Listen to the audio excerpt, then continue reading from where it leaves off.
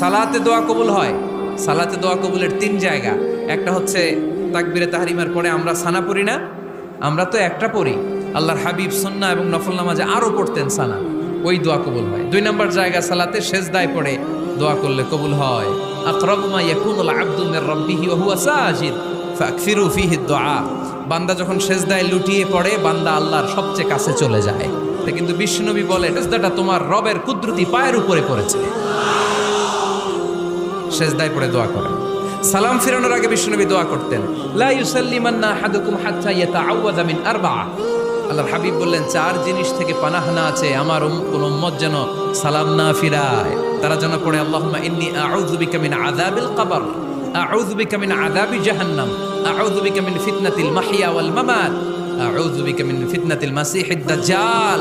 আল্লাহ কবরের আযাব থেকে বাঁচাও, আল্লাহ জাহান্নামের আগুন থেকে বাঁচাও, আল্লাহ জীবন